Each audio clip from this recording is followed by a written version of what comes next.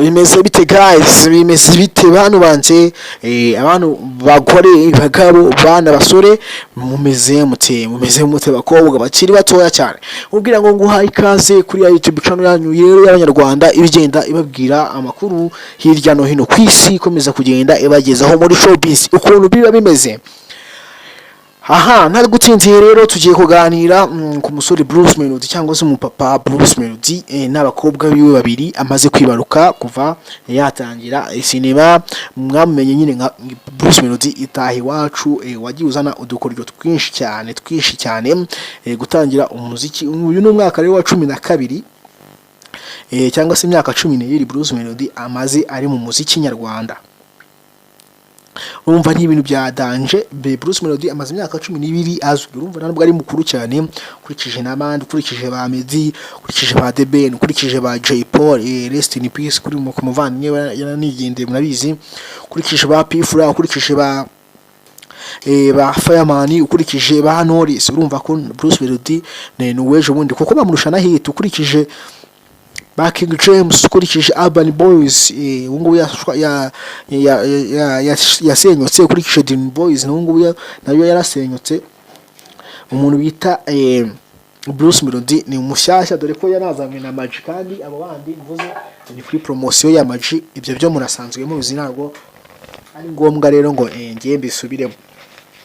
Nari mbikubwiye ngo rero Bruce Melody niwe tugiye kuganiraho uyu munsi. Bruce Melody rero yagize gutya akora udukoryo, adukorera abana biwe babiri ndetse n'umudamu wiwe. Ubwo harashize iminsi mike ya Bruce Melody arimo araserebura inzu yaraguze ya miliyoni 150 yaguze mu mujyi wa Kigali muri Kacyiru. Avuga ko ari inzu ya kane Bruce Melody yaraguze iremereye cyangwa se nini cyane.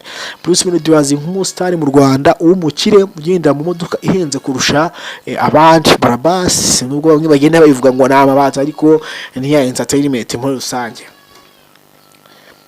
Bruce Melody rero wagiye ushinjwa utungo two kwiyemera ngo yaragafashe ibiki n'ibiki, ariko bamwe bagenda bavuga ngo nibuke ahantu yavuye ndetse yibuke n'abamuzamuye. bavugaga ba Majid the Black n'abandi bantu bagiye bamusapotinga cyangwa se bamuha amakorabo kugira ngo indirimbo za Bruce Melody zimenyekane. Sibyo gusa mu muziki washize n'iminsi we Bruce Melody ndetse na manager wiwe Coach Gaye bateye cyangwa se bafashe amafaranga yabo bakayishyira mu ikipe umukino wa basket kugira ngo bagire n'izindi kampani bandi bakora, ndetse bagire n'ikipe yabo ya basket. Bruce Melody yavuze ko no muri football bazagiramo, ariko simbizi, ibiri ibintu by'imipira ntabwo nyapfa kubimenya cyane, ariko tateye ni metero mba mabaye ngo nyiguhe amasaha 24 mu minsi 7 rwose. Amasaha 24 mu minsi 7 namabaye kugira ngo rwose nkugezeho amakuru uko biba bimeze kabisa. Bruce Melody yagize gutya atungura abana biwe, abakobwa biwe, nkuko muri kubona kuri screen yanyu. Avuga ati bana banje, why not ngo nagomba kubakorera aga surprise, why not nyine nagomba kubatungura kugira ngo mbahe ibintu bya danje, ni why not nagomba kubateza imbere bana banje. Bruce Melody rero usibye gusa yagize gutya, aravuga ati bakobwa banje mbahaye gift, bateguriye gift. Ese nihe gift Bruce Melody yateguriye abana ngo ni gift ihagaze akayabo ka miliyoni 4 ku bana gusa. Man, ufata umwana ukamuha gift ya miliyoni 2 n'undi ukamuha gift ya miliyoni 2 ni igitangaza koko, ni byabitangaza Bruce Melody avuga. Nwe yavuze ko yagiye ku mboga ziwe, avuga ko impamvu ngo yafata miliyoni 4 akazigenera abana muri gift, avuga ko n'ubundi aribo aruhira nyuma yuko ashaka amafaranga nyine kugira ngo yagore izina ryiwe muri rusange rya music.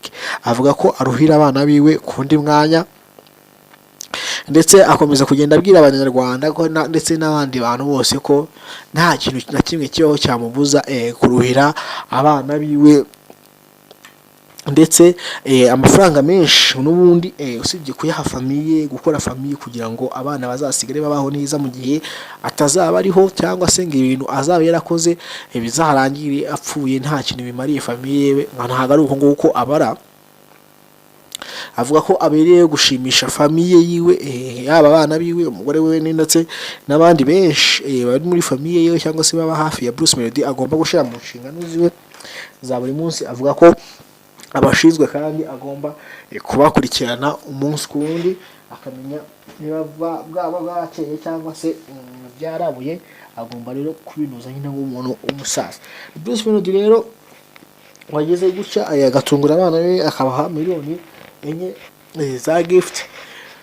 Muribaza ngo ni iki yabahayemwo. Bruce Melody rero nta kindi kintu yabahayemwo usibye buri mwana ko yagiye amukaraga telefone ya iPhone. Reba kuba guha abana nyine nk'abo ngaho telefone ya iPhone ihagaze miliyoni 4 z'amafaranga y'u Rwanda. Ni phone ebyiri za iPhone man 14 igeze kuri miliyoni 2 ndagaswi. None Bruce Melody nawe yazihaye abo bantu. Numva ko ari ibintu bya danje kuba umusitari yakwikura ayo mafaranga. Murabize ko harimo abasitari baba baragoswe nko kuri banizo ka boss, abandi benshi batajya bibuka famiye ndetse batanafite gahunda yo kuba bashinga famiye, harimo ba King James n'abandi ntago nashe kubarondora, ariko uribuka ko nabo baba baragoswe baba baragoswe. Ariko inshallah Imana igenda ikomeza kubafasha umunsi ku wundi, uko bukeye nuko bwije, Imana ikomeze kugenda ibahira ndetse ibaha ihirwe gusa.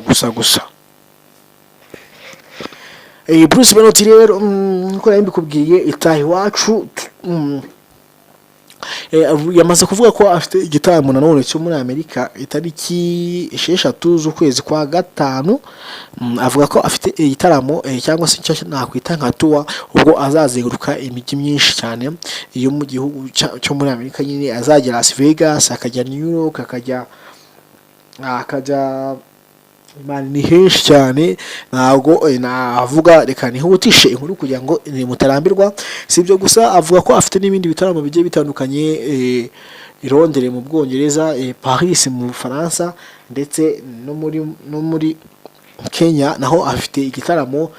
Ubwo yavuze ko afite igitaramo no azahuramo n'umwanzi we cyane kiri muri Canada. Avuga ko icyo gitaramo azagihuramo n'umugabo bita Diamonds. Murabize ko batajya bahuza cyane, kuba bapanze no gukora indirimbo kenshi, ariko bikanga bitewe nuko cyangwa se na philosophy cyangwa se n'imitekerereze y'uriya mugabo Diamond Platnumz ukomeza kugenda upinga imiziki y'abanyarwanda. Mwibwira ko umuntu yahaye collabo mu Rwanda ari The Ben, ndetse nawe sinzi ukuntu byari byagenze. Undi muntu yigeze kwiha kera ni Mico The Best, indirimbo yabo nanone Diamond ngo yavuze ko yamuhaye miliyoni ziya ni 30 z'amafaranga y'u Rwanda, cyangwa se 30 by'idolari. Ni amafaranga menshi cyane kugira ngo iyo ndirimbo isize kuri urubuga rwa YouTube, atazajya n'undi muntu waba wabona